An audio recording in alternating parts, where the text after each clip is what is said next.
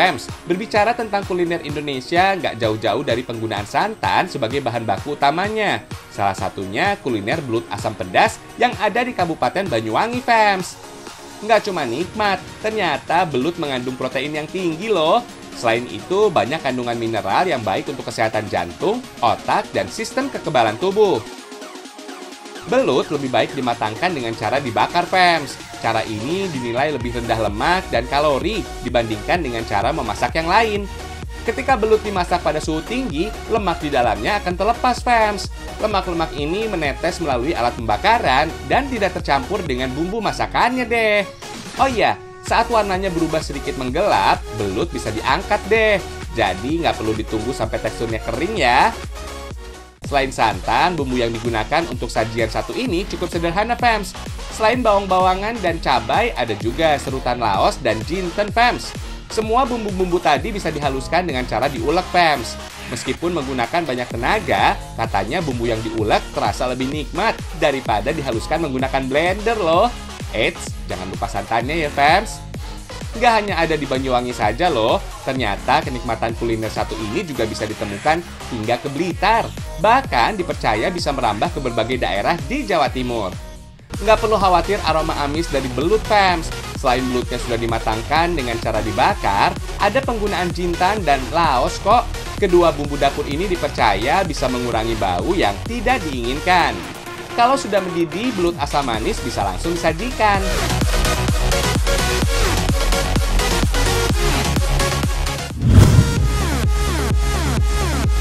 Fams, kalau berkunjung ke Kepulauan Riau di Pulau Bintan, gonggong dikenal sebagai makanan yang wajib dicoba.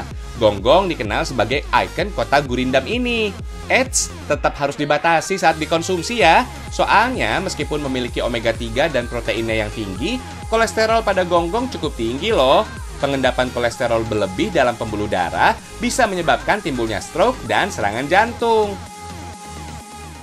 Gonggong harus direbus dengan air garam agar dagingnya keluar dari cangkangnya. Biasanya gonggong diolah menjadi saus sambal, Fams. Jelas harus ada berbagai cabai, bawang merah dan putih, serta saus tomat. Semua bumbu dapur ini dipotong untuk mempercepat proses pemasakan, Fams. Bumbu-bumbu ini kemudian ditumis untuk mengeluarkan aroma alaminya, Fams. Tidak hanya membuat aromanya jadi sedap, bumbu ini juga bisa membuat masakan menjadi lebih nikmat. Kalau sudah harum, tinggal masukkan gonggong deh. Bukan tanpa alasan, gonggong dipilih menjadi ikon karena hewan laut ini banyak ditemukan di sekitaran perairan Tanjung Pinang, Fams. Katanya sih, hanya di Tanjung Pinang inilah menjadi populasi gonggong melimpah ruah. Gonggong memiliki bahasa Latin Strombus canurium dan tergabung dalam famili rumpun Mollusca. Kalau dikonsumsi secara wajar, gonggong baik banget dikonsumsi anak-anak yang sedang dalam masa pertumbuhan. Soalnya daging gonggong memiliki kandungan yang baik untuk merangsang pertumbuhan hormon pada anak.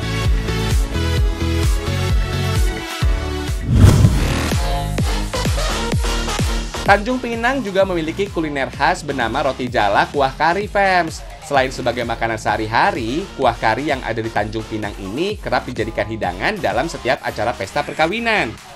Karena kelezatannya, kuliner satu ini menjadi makanan yang diburu oleh wisatawan. Gak sedikit juga yang menjadikannya gonggong sebagai oleh-oleh. Soalnya, kuliner satu ini bisa bertahan lebih dari 1 hari. Roti jalanya ini, Fams, dibuat dengan tepung terigu yang dicampur dengan bahan pendukung lain. Jadi, rasa roti ini semakin mantap. Roti jala dicampur dengan telur ayam agar rasanya lebih gurih. Kandungan lemak dan protein pada telur bisa membuat adonan menyatu. Supaya adonannya tidak lengket, tambahkan sedikit mentega, Fams. Aduk terus sampai rata ya. Sebaiknya, Fams, adonan roti jala dibuat encer. Tekstur ini bisa mempengaruhi proses pencetakan nanti. Selanjutnya, tinggal dicetak di atas teflon deh. Sama seperti pembuatan dadar gulung, Fams. Bedanya, roti yang satu ini dibuat berlubang-lubang. Pola yang dihasilkan inilah membuatnya disebut dengan roti jala tuh. Tapi ada beberapa daerah yang menyebutnya dengan roti jaring, Fams. Roti jala kemudian dilipat seperti membentuk lumpia, Fams. Hanya saja ukurannya lebih kecil karena tidak diberikan isian sama sekali di dalamnya. Hihihi. Oh iya, kuah kari nggak boleh kelupaan, Fams. Sama seperti kuliner kari lainnya. Kari menggunakan bumbu dan rempah seperti cabai, bawang merah, dan bawang putih, jahe, serta kunyit. Isiannya ada potongan kentang, fams. Kata kari berasal dari bahasa Tamil yang artinya saus. Walaupun kari dipopulerkan oleh bangsa Inggris pada abad ke-17, para arkeolog percaya kalau sajian ini sudah menjadi bagian dari masyarakat India sejak 2000 sebelum Masehi. Yap, bangsa Indonesia sendiri mengenal kari berkat kedatangan para pedagang dari India, fams. Buat mereka, kari identik dengan makanan Sumatera, terutama di bagian utara dan barat.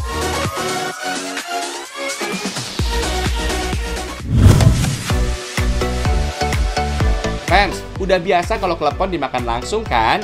Gimana kalau klepon berbentuk kue tart ini? Kreatif banget ya! Ini dia hasilnya kalau kue tradisional berkolaborasi dengan kue kekinian, fans. Seperti kue pada umumnya, kue tart klepon menggunakan bahan-bahan yang hampir mirip dengan kue tart kebanyakan. Bedanya, ada tambahan bahan yang menjadi ciri khas pembuatan klepon, fans. Klepon dibuat dari tepung pulut yang di dalamnya berisi unti, fans. Tepung pulut mengandung amilopektin. Itu tuh yang membuat klepon memiliki sensasi kenyal.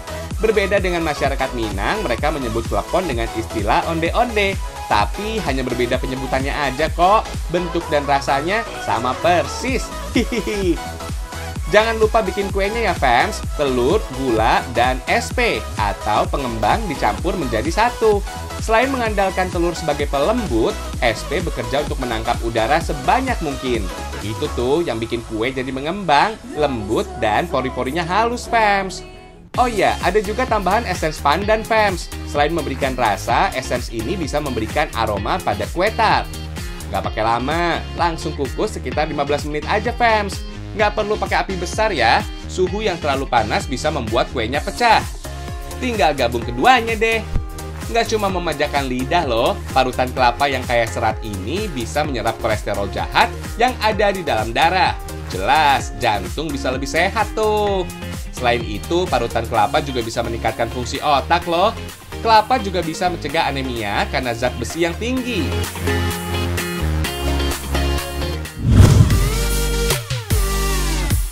Masih dari timur Indonesia, tepatnya di Pulau Natuna, fans. Masyarakat sekitar memiliki kuliner khas bernama anak dare dua sebilik, alias anak dara dua sebilik. Kudapan khas Melayu satu ini dibuat dengan campuran tepung ketan dan tepung beras, fans. Dari kedua bahan ini bisa menghasilkan tekstur adonan yang kenyal tuh. Kalau adonan sudah kalis, bisa diberikan isi berupa unti kelapa di dalamnya. Bulatkan dan pastikan unti tertutup dengan sempurna ya. Belum selesai, fams. Ada adonan untuk bagian luar yang harus dibuat. Hampir sama seperti adonan yang tadi dibuat, harus ada tepung ketan dan tepung beras. Bedanya, adonan yang satu ini ditambahkan dengan santan, fams. Kandungan yang ada di dalam santan menghasilkan rasa yang lebih gurih. Adonan ini kemudian dimasak dengan api sedang. Aduk terus ya, sampai teksturnya mengental. Selanjutnya, adonan berbentuk bulat dilapisi dengan adonan putih yang baru dibuat, fams. Nah, ini nih penyebab hidangan ini disebut dengan anak dare dua sebilik. Soalnya dalam satu bungkus kue terdapat dua isi yang manis banget. Sudah jadi deh. Nggak perlu dikukus lagi ya, fams. Kalau suhunya sudah stabil, bisa langsung dimakan.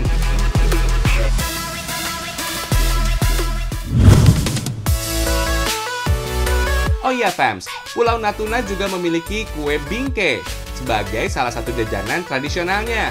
Kue yang bisa ditemukan di Pontianak dengan versi mini ini biasanya dibuat saat bulan Ramadan saja. Bingke dibuat dengan bahan baku berupa tepung terigu, gula putih, telur, santan, dan ubi jalar. Berbeda dengan bika Ambon, bingke dibuat lebih sederhana, fams. Nah, ini nih yang membedakan bingke Natuna dengan bingke dari Pontianak. Bingke dari Pulau Natuna diberikan campuran ubi jalar yang sudah dihaluskan, fams. Pantesan aja bingke Natuna lebih mengenyangkan karena memiliki karbohidrat yang tinggi tuh. Tinggal cetak dan panggang deh. Karena dibuat dengan ukuran yang kecil, hanya butuh waktu 5 menit untuk mematangkannya, fams. Nggak perlu bersusah payah untuk mengeluarkannya dari cetakan, fams. Sekali putar, hasil yang didapat terlihat cantik banget.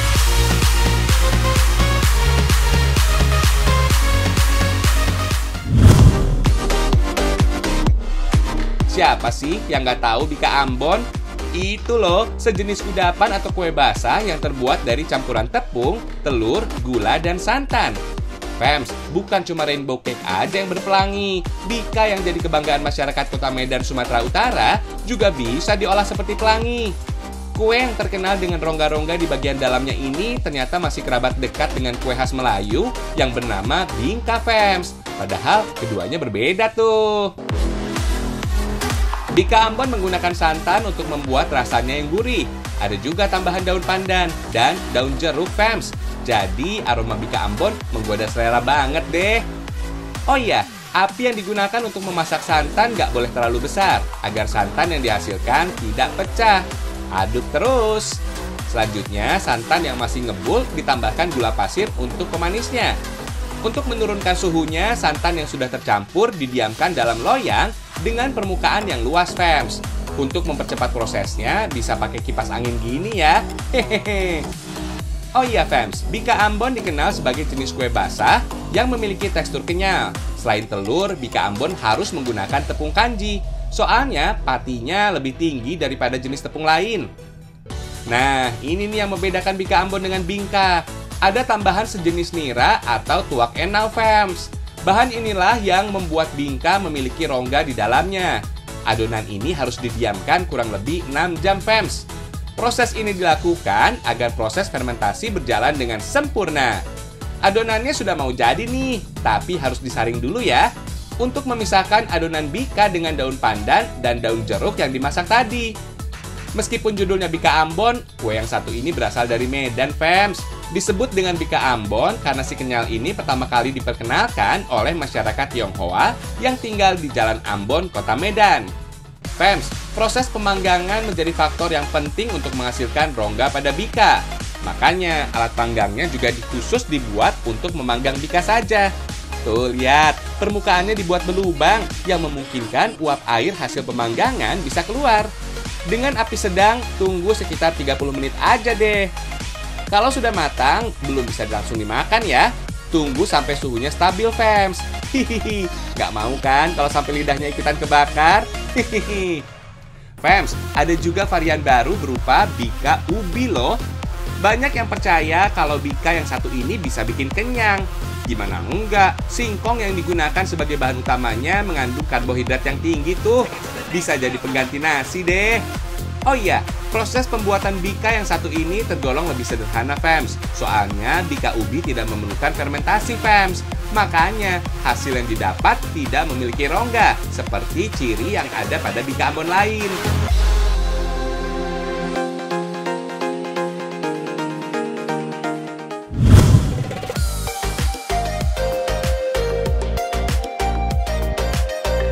Fams, tanaman emang lagi naik daun banget ya. Tapi bunga yang berwarna-warni ini nggak kalah menarik. Apalagi kalau dihias menjadi bunga tangan yang indah banget. Kalau beli, harganya lumayan mahal, Fams. Nah, di kawasan Kemang, Jakarta Selatan, ada loh sekolah belajar merangkai bunga. Biasanya sih dalam waktu 6 bulan aja, peserta sudah bisa menghias bunganya sendiri loh. Fams, merangkai bunga juga ada seninya loh. Dalam satu media aja ada beberapa teknik yang harus diperhatikan. Salah satunya yaitu penggunaan bahan utama, jenis bunga, dan dedaunan yang akan digunakan. Biar hasilnya mirip seperti yang ada di alam gitu. Biasanya, Fams, satu ikat bunga tangan terdiri dari daun yang mempunyai tekstur yang solid seperti daun paku. Ada juga daun-daun yang memberikan kesan ramai seperti daun pandan ini, Fams. Untuk satu ikat kerajinan bunga ini menggunakan teknik terasing. Teknik ini mengacu pada metode persawahan alias terasering, Fams. Terasing ini bisa menghasilkan undakan atau susunan secara bertingkat. Makanya penyusunannya dimulai dengan daun yang paling solid dan dilanjutkan dengan ukuran yang lebih kecil serta teksturnya yang lebih lembut. Oh ya, proses ini harus dilakukan secara hati-hati, Fams. Soalnya jenis bunga dan daun yang digunakan masih segar tuh. Kalau terlipat sedikit saja, bisa menggores permukaannya deh. Satu lagi nih tipsnya, saat diikat sebisa mungkin tidak boleh terlalu kencang, Fams. Gak mau dong kalau dahannya patah dan bunganya jadi cepet layu. Fams, menghias bunga tidak hanya berbentuk bunga tangan alias hand bouquet saja. Ada juga kerajinan bunga yang ada di dalam pot dengan media tanam. Biasanya sih bisa menggunakan gabus bunga yang dikenal dengan nama Oasis. Oasis dipotong sesuai ukuran dan dibasahi dengan air ya fams. Fungsinya sih sebagai daya kapilaritas atau penyerap air yang dibutuhkan oleh tanaman. Kerajinan yang satu ini lebih rumit daripada bunga tangan yang sudah dibuat tadi fams. Berbeda dengan bunga tangan, teknik yang harus digunakan adalah layering fams. Teknik ini bisa menghasilkan kesan berlapis dan menciptakan visual tanaman seperti yang ada di dalam hutan belantara. Oh iya, ada tambahan kawat yang digunakan untuk menancapkan dahan, bunga, dan daun fams. Kawat bisa menahan komponen penting dalam pot agar tidak mudah bergerak tuh. Prosesnya dimulai dari bawah hingga bagian atas busa tertutup sempurna oleh bunga dan daun.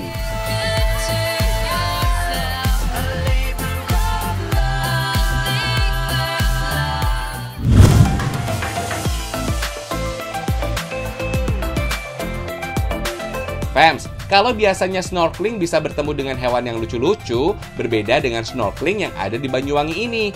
Bukan kumpulan Nemo atau anemon yang bisa didapat, tapi hiu yang terkenal ganas, Fams. Hihihi. Untuk sampai di sini, kalian harus menempuh perjalanan dengan perahu, Fams.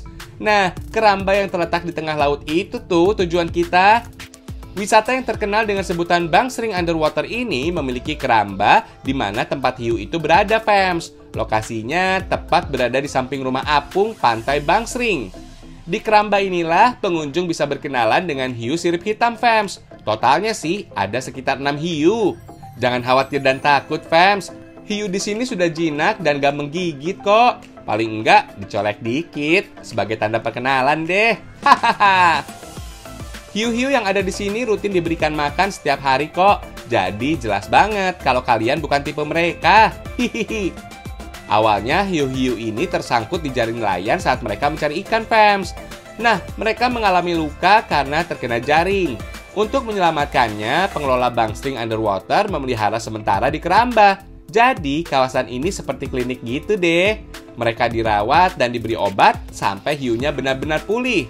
Kalau sudah pulih seutuhnya, hiu bisa dilepas lagi ke laut. Oh ya Fams, mereka ini termasuk jenis hiu sirip hitam dengan famili Carcharidae. Biasanya mereka sering dijumpai di perairan tropis dan non-tropis di seluruh dunia. Fams, puas berenang dengan hiu, kalian juga bisa kok memanjakan diri berenang dengan ratusan jenis ikan hias lain. Salah satunya adalah ikan zebra. Tidak hanya terkenal dengan birunya laut, kawasan ujung timur Pulau Jawa memiliki keindahan air terjun yang tidak bisa dipandang sebelah mata. Salah satunya wisata air terjun Belawan yang terletak di Kecamatan Sempol, Kabupaten Bondowoso, Jawa Timur. Jalan menuju air terjun Belawan cukup menantang, Fams. Pengunjung harus berjalan naik turun tangga di antara dua tebing. Lokasinya tak jauh dari Kawah Ijen. Air terjun ini menjadi hilir dari Kali Pahit, alias rembesan Kawah Ijen yang penuh dengan kadar belerang, Fams. Nah, yang menarik dari air terjun ini adalah muara alirannya yang langsung menuju ke dalam tanah, Fams. Mirip-mirip seperti air terjun Niagara yang ada di Amerika gitu deh.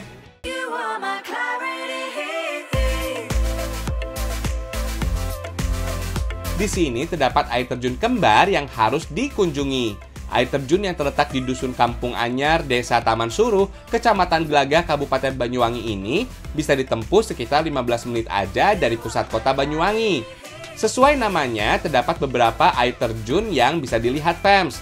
Beberapa air terjun ini berasal dari sumber mata air yang sama loh. Selain air terjun kembar, ada juga yang menyebutnya dengan air terjun bersaudara karena letaknya berdekatan. Ada juga yang menyebutnya dengan air terjun sumber pawon loh, Fams. Dinamakan air terjun sumber pawon karena berasal dari mata air yang terletak di belakang pawon alias dapur rumah penduduk masyarakat Oseng, suku asli Banyuwangi. Di bawah air terjun ini banyak juga yang memilih untuk berendam dan berenang loh. Maklum, debit airnya tidak sebesar seperti air terjun Belawan yang ada di Bondowoso tadi, Fams. Kedalaman airnya juga relatif pendek, Fams. Buat yang nggak bisa berenang, jangan khawatir tenggelam ya. Banyak yang percaya kalau air terjun ini mampu menghilangkan berbagai macam penyakit. Lumayan masuk akal ya, Fams. Dengan bermain sebentar bisa membuat pikiran jadi lebih rileks dan otomatis menjauhkan dari penyakit. Hihihi.